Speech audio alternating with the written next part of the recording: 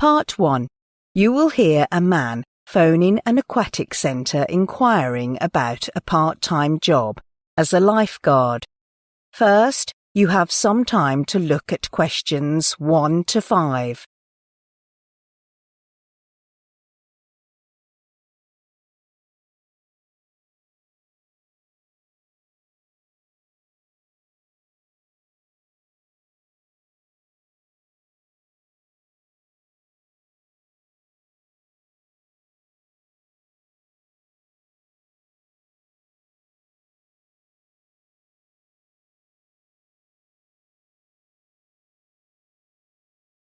Now listen carefully and answer questions 1 to 5. Hello, North Bay Aquatic Centre. Jane is speaking. Oh, hello. I'm calling to apply for a part-time lifeguard position. Am I speaking to the right person? Yes, you are. We are currently recruiting lifeguards for 2 different positions. But first, I'll have to jot down some of your personal information before we officially invite you for an interview. Is that all right? Sure, no problem. May I have your name, please? It's Peter Smith. Okay. And what is your current address? It's 130 South Main Street, Lake Elsinore. I'm sorry, Elsinore? Oh, it's E-L-S-I-N-O-R-E, Elsinore. Right, got it. What is your phone number? My home phone number is 077-995362. Actually, it's easier to reach me by my cell phone number. It's 077-896-245. I'm mainly out these days. Right. Can you tell me about your work experience? Well, I now work as a waiter, and that's just a part-time gig. It requires serving customers, and I also have some cleaning duties. Okay. Do you have any other part-time job? No, but I'm majoring in physical education right now. I'm learning exercise physiology, sports nutrition, and individual fitness activities, and I want to become a baseball coach for a local high school. So, do you have any other relevant work experience to a lifeguard position? Oh, right. I also worked part-time as a rescue diver for a local beach last summer. I'm certified for open water rescue missions. Excellent. That's exactly what we're looking for. Before you hear the rest of the conversation, you have some time to look at questions 6 to 10.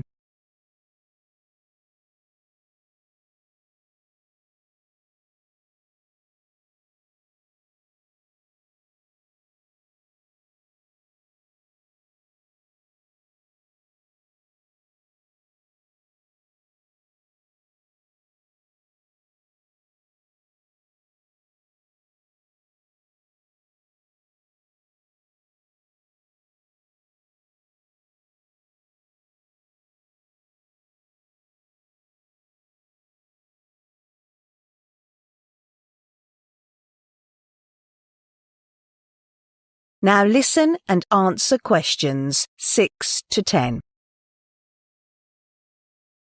Before we continue, I need to know a few more things to ensure that you are qualified for maintaining water safety during work.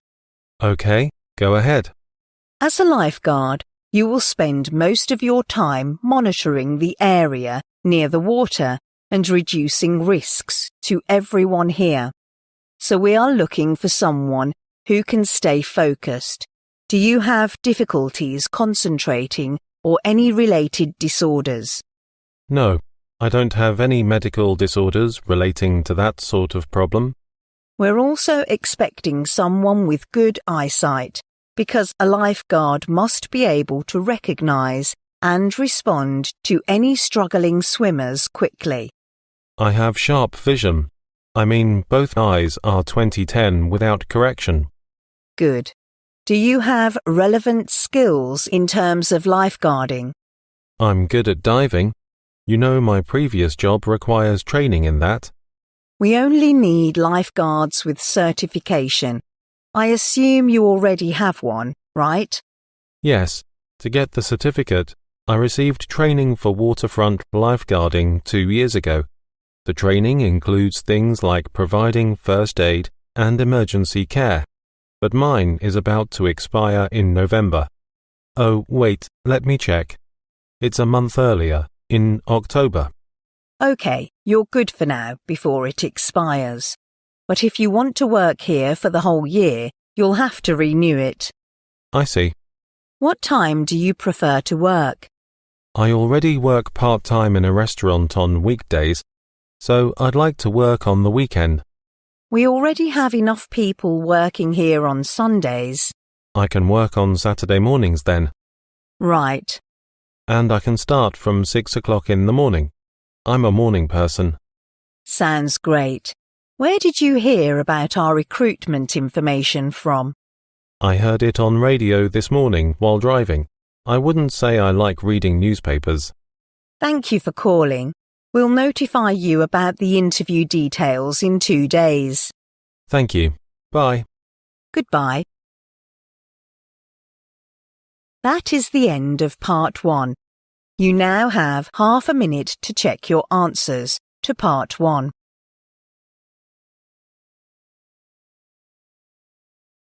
Part 2. You will hear part of a radio programme about a new route for cyclists called the Elmston Way. First, you have some time to look at questions 11 to 14.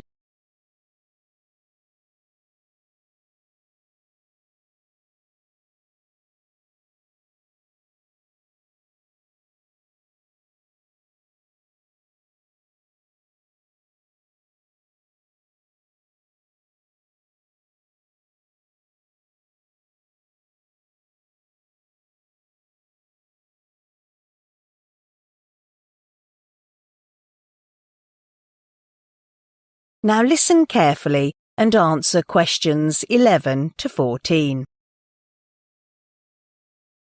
Welcome to our holiday special.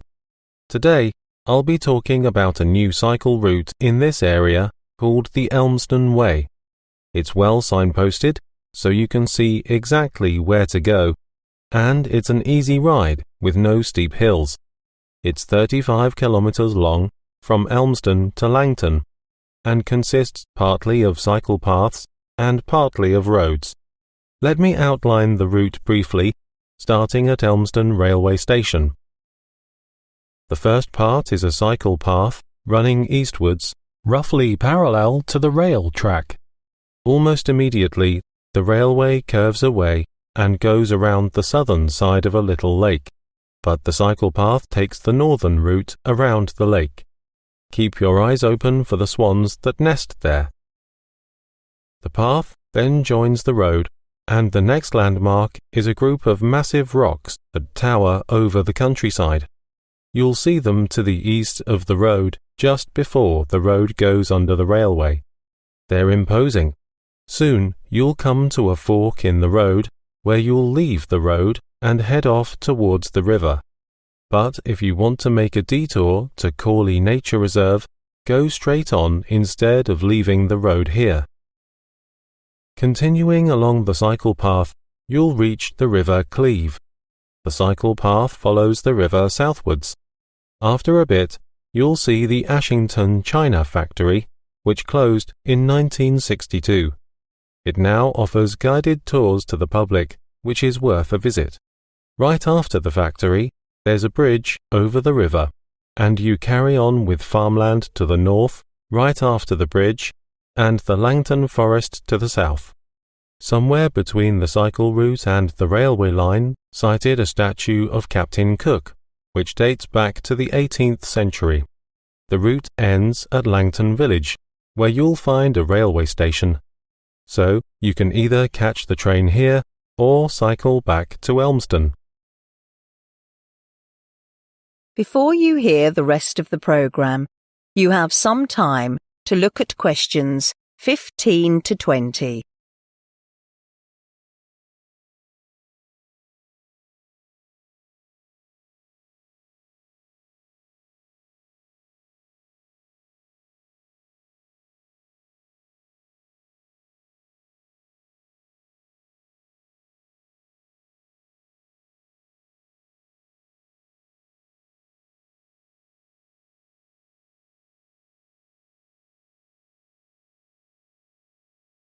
Now listen and answer questions 15 to 20. One point to remember when cycling on the Elmsden Way is to keep your eyes open for sheep, which occasionally stray onto the cycle path from the adjoining fields. So be careful to avoid accidents. The park is well constructed, so wet or muddy conditions do not affect it. There'll be old cars or tractors when you're cycling on roads, but most traffic has been diverted to the main road that bypasses the whole area. Now, a bit more about some of the places you'll see. The starting point, Elmsden Station, was quite busy in the early 20th century, with services to several major cities, but it was closed in the 1950s. Eventually, a small company was set up to turn it into a sort of railway museum, maintaining it in the style of the 1950s, and the station was ready for trains to start using it again earlier this year.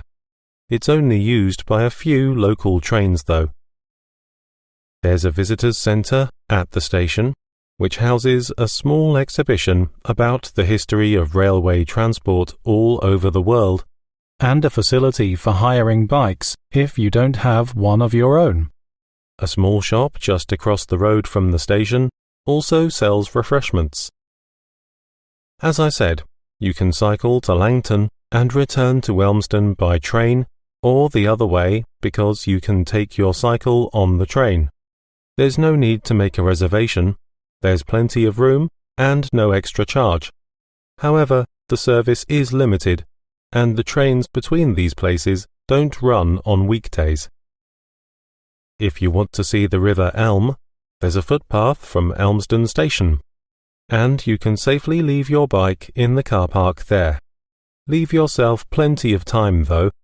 Going down is easy, but climbing up is pretty steep, so walking back up to the top can take quite a while.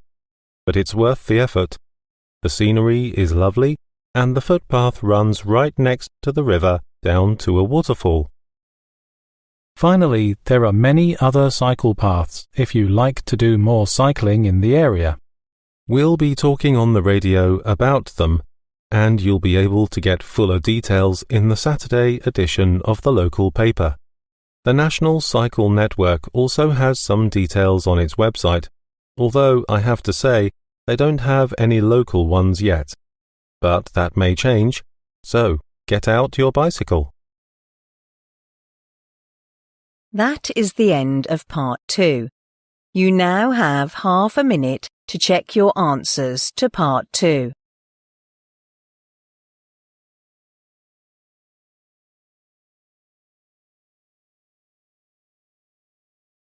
Part 3. You will hear two students, Erica and Ian, discussing their presentation on volcanoes in their geology course. First, you have some time to look at questions 21 to 25.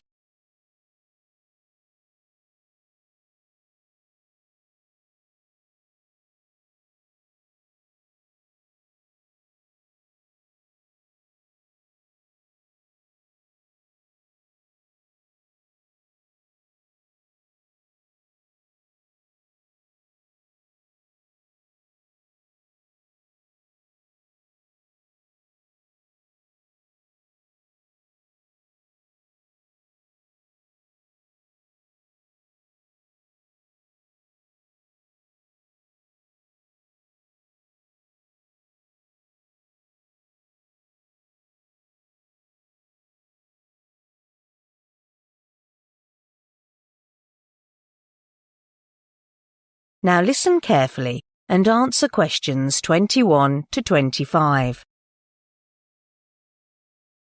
Hey, Ian, how far along are you on preparing the presentation on volcanoes next week? Not much. Maybe we can straighten things out first? Sure. I decided to start with Shield Volcano. The name derives from its similarity in shape to a warrior's shield lying face up. The Hawaiian Shield volcanoes are the most famous examples.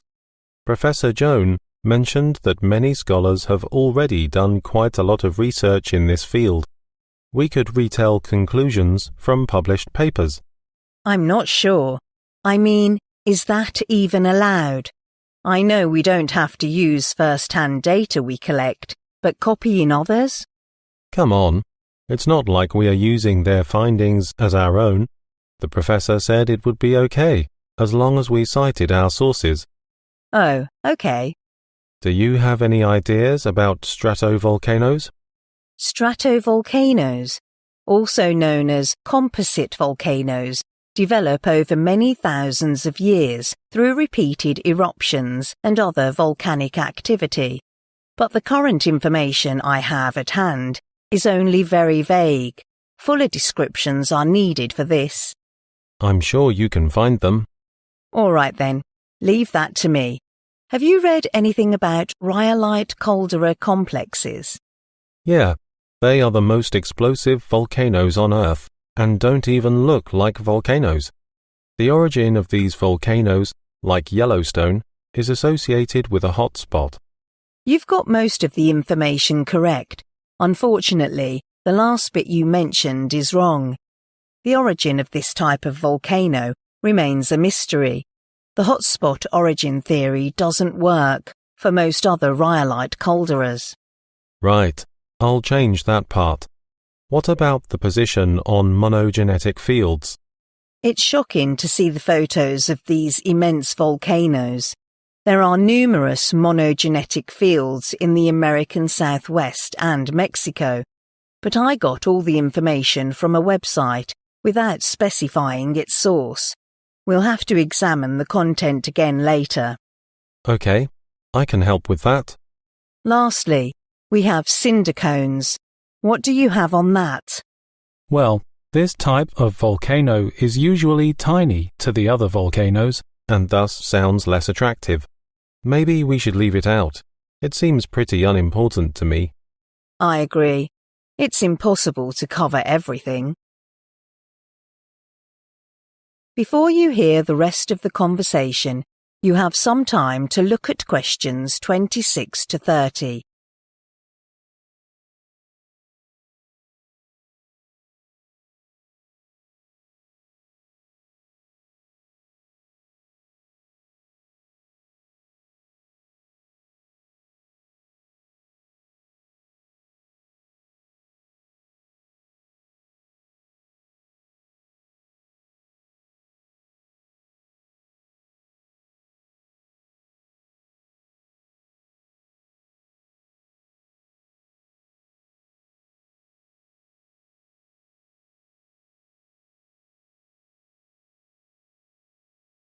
Now listen and answer questions 26 to 30. Erica, can you work on the delivery part? I don't want to do it anymore. I'm okay with that, but why is that? I was marked so low for the last presentation and didn't even have a clue why. Maybe it's because I didn't include enough data on it. Well, I'm not sure about that. I think maybe you did not prepare the topic well enough. You tried to explain the contributing factor forming the ring of fire in the Pacific Ocean, but you just read everything out loud without fully comprehending it yourself. Right, that must have been it. We also have to look for supporting materials to illustrate the formation of different volcanoes. What about documentaries? They can be an excellent way to illustrate the volcanic eruption, but that might be too long for our presentation. We've only got 20 minutes. Have you considered adding photos to our handouts? That's an option. but people may focus on these photos rather than paying attention to what we have to say. Maybe we can search online for part of a film about volcanoes and add it to the end of our presentation. That would be better. So, how should we start our presentation? Maybe we can first introduce some terms like extinct volcanoes and dormant volcanoes. Why is that? Even though they are widely accepted terms among ordinary people, academia wouldn't accept them because there are no set definitions. For example, an extinct volcano would be one nobody expects to erupt again. But there have been several eruptions from widely acknowledged extinct volcanoes. That's an excellent way to start our presentation. What did the professor say about your last presentation? There is still room for improvement. She said that I had an in-depth analysis and provided enough statistics, but I didn't carry on and discuss my take on it. Right. So maybe we could also discuss the impact volcanoes have on humans and our planet. Yeah, there's little doubt that volcanoes have been instrumental in wiping out countless species during major extinction events. But volcanic activity also shapes new habitats, enriching the soil with nutrients that allow life to thrive. People haven't realized that there are abundant mineral resources waiting to be exploited in volcanoes. I agree. So now we can... That is the end of part 3. You now have half a minute to check your answers to part 3.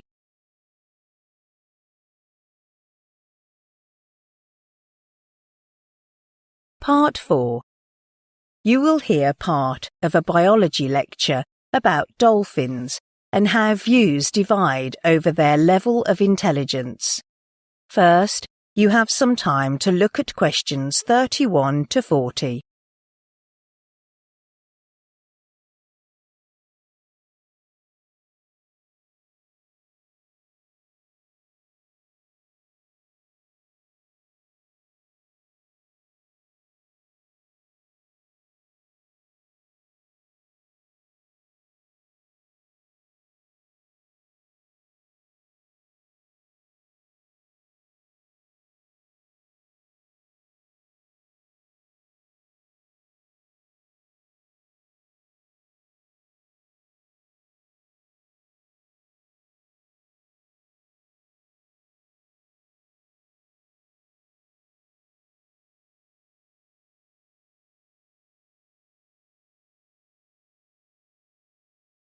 Now listen carefully and answer questions 31 to 40.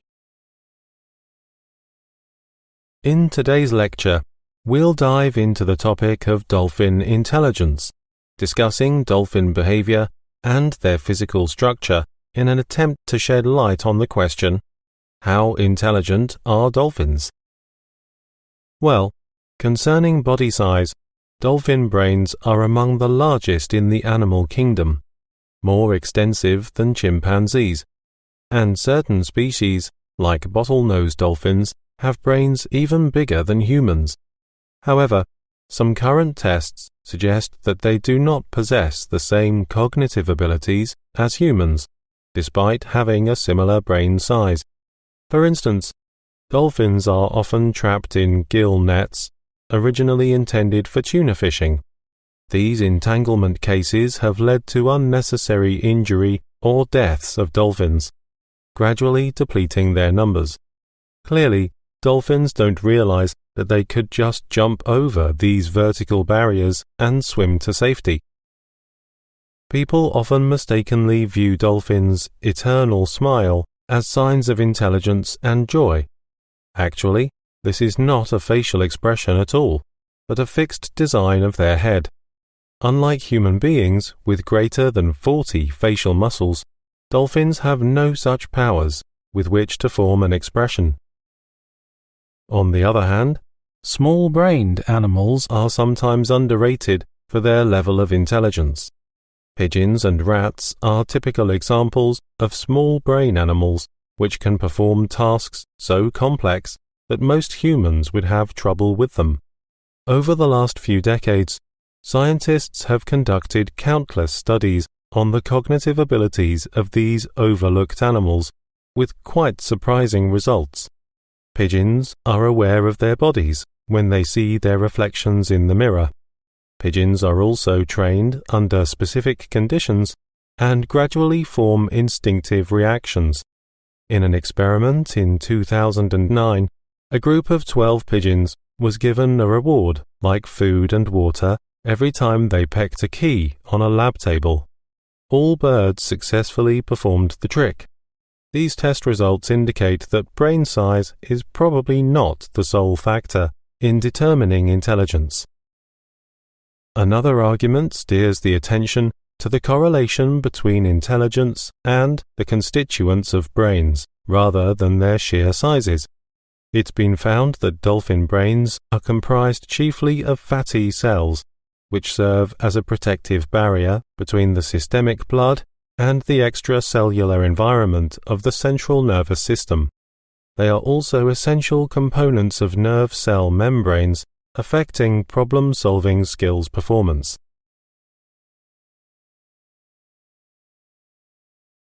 Now, the second mainstream view is that dolphins are highly intelligent. Research into the behavior of dolphins in the wild and in captivity has yielded incredible data on the intelligence of these marine mammals. Studies show that dolphins not only have the ability to learn as individuals, but those individuals can then pass their new knowledge on to others. Let's take a look at some typical examples. Among these are tested with Billy, a dolphin trapped in a sea lock and rescued. Billy spent 3 weeks in rehabilitation and was released back into the wild. There, researchers noticed that Billy had started tail walking, a skill only mastered by captive dolphins who imitated the keepers. Billy had not been trained to tail walk, but had learned the skill simply by observing other dolphins in the rehab center. Another study involves a female dolphin named Karen. Karen was given a test in which she was rewarded with a fish for every piece of litter she brought to researchers. To maximize its bounty, she quickly learned to take a newspaper, keep it at the bottom of a tank, and tear off smaller pieces to get more fish. Over the past 100 years, researchers have proven that dolphins are extremely social species and have evolved to have highly developed brains. These factors are the most significant contributors to their intelligence and become the means of survival for dolphins. In 2008, researchers tracked a group of around 400 dolphins. One female dolphin in the group was having a lot of trouble swimming and kept flipping upside down or sinking into the water. The other dolphins crowded around it. They paddled side by side with the injured female on their backs. By keeping the wounded female above water, they may have helped it to breathe, avoiding drowning. So how do they communicate with each other? Well, scientists have discovered, through observation and meticulous testing, that every dolphin has a different sound, resembling the whistle that other dolphins recognize as a particular individual. Dolphins can emit a wide variety of sounds. The frequency levels range 10 times beyond what humans can hear. But of course, there are other means of communication for dolphins besides sound. During mating season, male dolphins stroke females with flippers after a fight to affirm social bonds. That is the end of Part 4. You now have 1 minute to check your answers to Part 4.